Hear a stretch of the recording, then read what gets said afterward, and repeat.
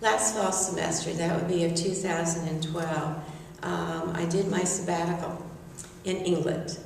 I did it in London, I did it in Kingston, and I did it in Surrey. The purpose of this sabbatical was to compare on a more international level what other countries and how do they address ASD compared to the United States. My first meeting was with Kingston University in Kingston, and I met with the chair of the department, this is special ed, and I met with the faculty. Now, our grad program for the certificate in autism is a 4-course sequence, which again can be completed in 1 year. In Kingston, they go through 3 modules, and everything is based on the modules. It has an audience that possibly needs more content in order to address all the demands and the standards of working with this population. So it takes them 3 years to go through these modules as compared to the 4-course sequence. But our students also, within the master's program, can use the 12 credits in doing their master's work if it's more than just a certificate in autism. Their approaches are similar, their content is similar, but it does take longer. And they do have paraprofessionals within their program, within the modules. So that's on the graduate level. That was one comparison. I then ventured out and I went to Surrey. And it was recommended way before I flew to England that this is the school you want to see. So in Surrey, it's known as the Linden Bridge School. It is superb, absolutely superb. Here in the United States, we can go from preschool to the age of 21. And within the United Kingdom, it's from age 4 to 19. And we had a discussion about that. They're trying within their government, they are trying to go to 25. I don't know, that's quite a stretch, but it is 4 to 19. My visitation there was outstanding. Now you have to realize in the United States, parents are paying for, out of the pocket, a lot of the interventions and the therapies. Maybe not covered by their insurance and so forth. But we're talking about the United Kingdom now, and so that comes under the government. And so I saw so many interventions, hands-on, small group, one-on-one, applied behavioral analysis, on and on and on. So I started with the preschool. And I happened on that day, it was very, very special, that I sat in with a speech-language hearing pathologist. And she was working on communication skills and strategies with the 4- and 5-year-olds.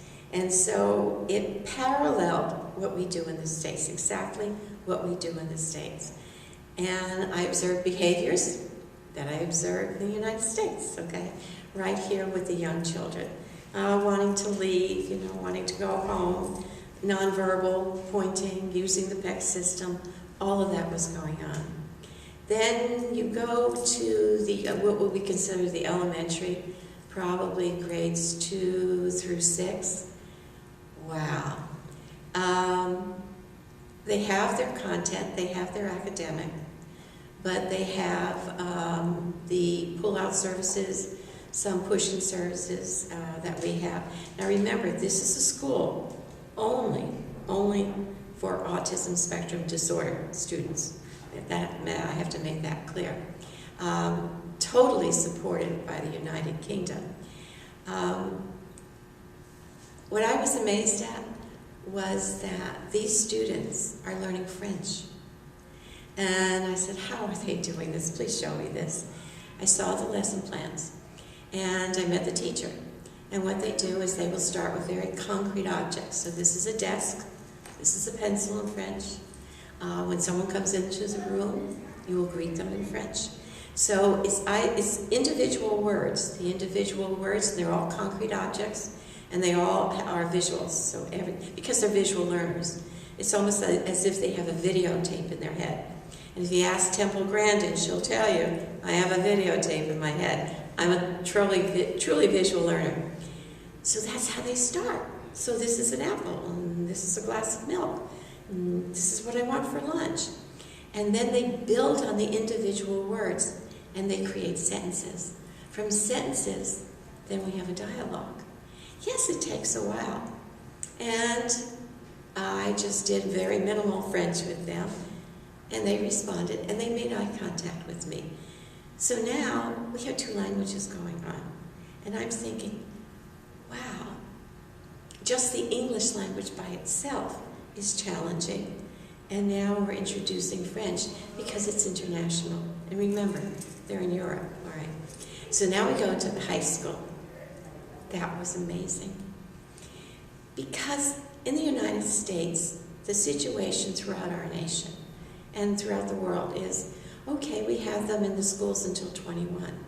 And what the parents will say is, after 21, they fall off the cliff. What do we do with them? Can they have a job? Do they live at home? Is it a group home? Do we go to a workshop? What can they do? And so, yes, in the United States, we work very hard in preparing for independent living, for them to be marketable in the workplace, and for society to better understand this population. But I was just taken back.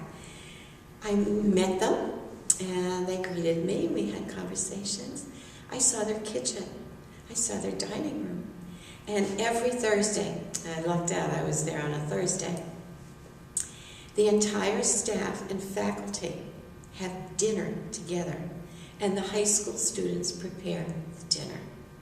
And you have a menu, and everything is served on a beautiful platter and china. Immaculate kitchen, and all the skills that are involved in making a meal. Think about, you're using math, all right? You're using literacy. Everything's going on there. And they had their aprons on, and they were very proud of their individual jobs. Now, I also lucked out, remember, it's Thursday. So in the afternoon, I'm looking through the window, and I see these little children.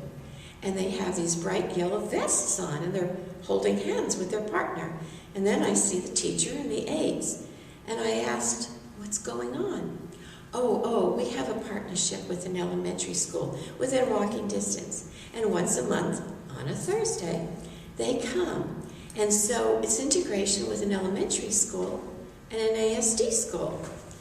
And what happens is that in the elementary school, they're learning basic skills in math. They're learning a menu. They're learning about nutrition.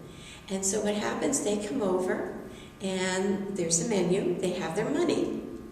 And the high school students, there will be one that will be sitting there and saying, okay, here's the menu, now pick what you want.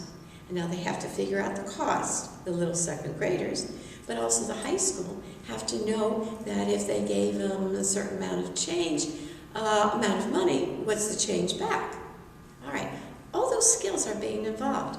And then the little second graders, they sit down, and the order, they have order strips, and so the high school students go by the order and then give the appropriate students whatever they ordered there, and then there's an exchange, and then they visit the tables. And the socialization is going on, the communication is going on. Outstanding, what can I say? Outstanding. I'd like to see that if high schools here can partner with elementary schools and do the same, because so many skills are covered. I asked one young man, I said, what's your challenge right now? And he said to me, I'm learning how to drive. And I'm thinking, wow, he's on the spectrum and all that's involved in driving. And I said, well, what's the most difficult? And he said to me, well, remember it's the United Kingdom.